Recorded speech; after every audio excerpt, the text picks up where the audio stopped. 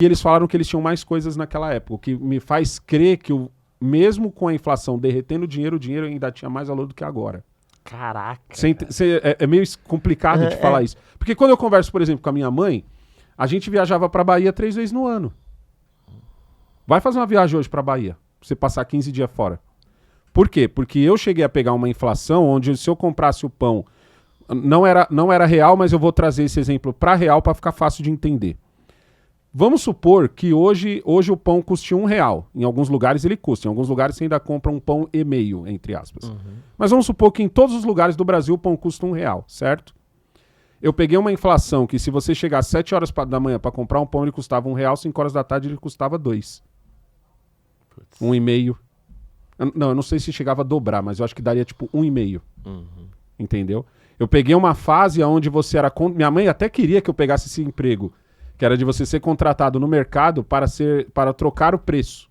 Tinha um profissional no mercado, o trabalho dele era pegar aqui essa caneca aqui e trocar o preço. Muitas vezes ele não tirava o preço, porque a disparidade era tão grande que ele só marcava por cima, era tipo um preço por cima do preço.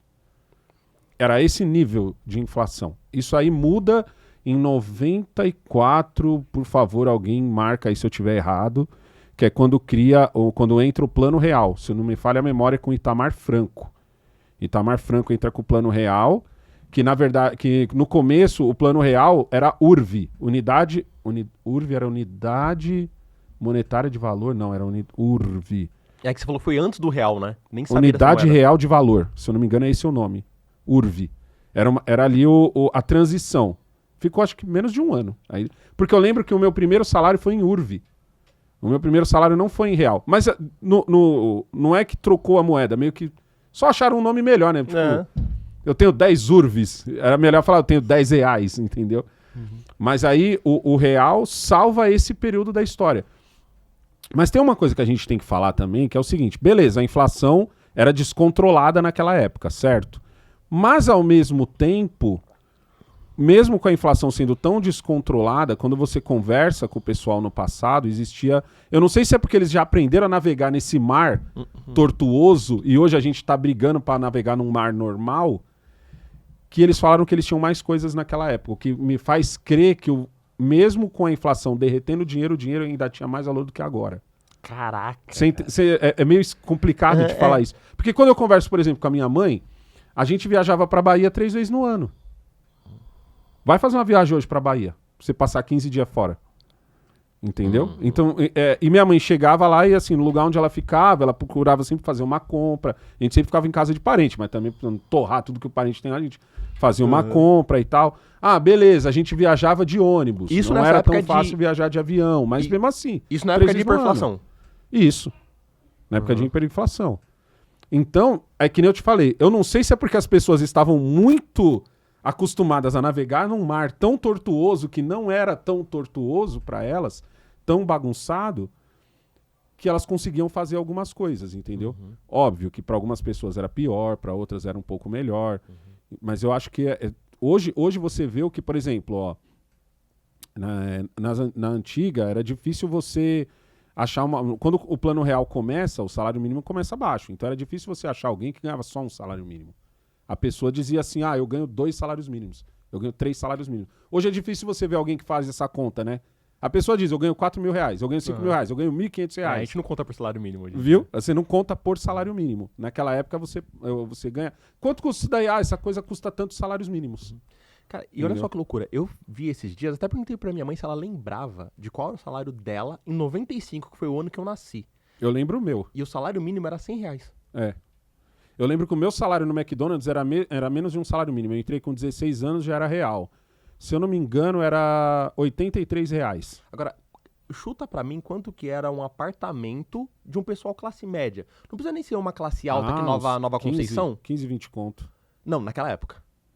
Com salário mínimo. Menos ainda? Muito menos. Com salário mínimo. Eu não tô falando classe alta, tipo Vila Nova Conceição. Tô falando os bairros aqui, vai. Moca, pega o Tatuapé, parte do Tatuapé, que é uma classe média, de 300 a 600 reais era o aluguel de uma pessoa classe média no Brasil. Aí eu falo assim, cara, imagine só esse cara que às vezes ainda conseguiu continuar com o mesmo padrão de vida, olhando pro preço das coisas então, hoje. mas você tem que pensar o naquela época. seguinte, é uma coisa que eu sempre... A sua percepção não pode ser olhada com o olhar de hoje, Uhum. certo? Porque, por Certo. exemplo, R$83 na minha época seria como se hoje eu ganhasse 830. Porque eu entrei no McDonald's para trabalhar 4 horas. Ou seja, eu ganhava menos que um salário mínimo. Então dava 830. Se você pegar qualquer jovem aprendiz hoje, ele tira isso. Ele não tira um salário mínimo, ele tira R$900, R$1.000. Então, tipo assim, seria essa percepção. O problema é quando a gente às vezes enxerga... Ó, o Big Mac, a Mac oferta custava R$3,50. Uma casquinha custava 45 centavos. Eu lembro esse preço é vivo na minha memória, Caraca. porque a gente vendeu tanto que grudou. Assim como até hoje eu dobro o pano igual no McDonald's. Eu não consigo ver um pano embrulhado assim, ou um pano solto. Eu preciso ir lá e dobrar ele igual eu aprendi no Mac. Porque eu fiz aquilo diversas vezes. Tá no meu cérebro aquilo. Tá tatuado na minha cabeça. Caraca, então, Entendeu? pra você que nasceu antes da hiperinflação, pegou a hiperinflação e agora tá num outro momento de inflação, Sim. ainda assim a sua percepção também é de que naquela época ainda as coisas pareciam estar melhor do que hoje? É, Caraca. exatamente. Eu não... A gente pode somar certas coisas hoje, que é, por exemplo, você tem facilidade maiores. O que faz as coisas ficarem mais caras hoje também é a facilidade de crédito. Uhum. Entendeu? Aí você endivida as pessoas Você também. endivida as pessoas. Então, eu acho que essas coisas tudo tem que ser colocadas na balança. Eu sempre falava pro meu filho, pros meus filhos, eu sempre falei uma frase que é o seguinte: não espere as coisas abaixarem de preço. Se esforce para ganhar mais. As coisas nunca vão abaixar de preço, por quê? Porque às vezes acontece uma coisa no nosso sistema que é, por algum motivo, por alguma escassez, certa coisa fica mais cara. Quando aquela coisa fica mais cara, o que algumas pessoas fazem? Elas não deixam de comprar. Logo, na cabeça do cara que por causa da escassez, da oferta e demanda, deixou mais caro, o que ele faz? Ele mantém o preço quando volta ao normal. Ou se volta, ele volta muito pouquinho, não volta ao que era antes. Uhum. Então eu usava muito o exemplo da coxa sobre coxa, porque eu gosto muito de frango. Então, por exemplo, eu lembro de quando a coxa sobre coxa custava R$2. Hoje ela custa 10. E quando ela passou a custar R$2,50, eu sabia que ela não voltaria a 2. Quando ela custou R$3,50, eu sabia que ela não voltaria a R$2,50. Quando a água no que eu pagava R$1 lá no terminal Guaianazes passou a R$1,50, eu sabia que ela não ia voltar a R$1. Quando ela foi para 2, eu sabia que ela não ia voltar a 1,50. Quando ela foi para 2,50, eu sabia que ela não ia voltar para 2. E assim por diante. Então, o que eu entendi? Eu tenho que ganhar mais. Esse é o sistema. Esse é o sistema e pronto, acabou. Porque o nosso dinheiro, quando eu compro uma caneca, quando eu compro uma água, eu não estou comprando uma água. Eu estou em parceria com o Estado. Entendeu essa parceria? Entendi. Tipo assim, eu não estou comprando uma água para mim, eu estou comprando uma água para mim e outra para o Estado. Entendeu? E nesse momento, por isso que a água nunca vai voltar àquele preço. Porque todo mundo estava comprando um para você. Não é que nos outros países isso não aconteça, mas a parte do Estado, por ser menor, te dá aquela percepção de que lá é mais barato. Não, lá não é mais barato. Lá também tá caro. Só que, tá ligado? Pela parte estatal ser baixa, por ser um povo mais evoluído, de não aceitar que determinada coisa está abusiva e não comprar, que eu brincava muito falando assim, caramba, quando é que o brasileiro vai aprender o que é boicote? Que é uma palavra que a gente ouve tanto nos Estados Unidos, né?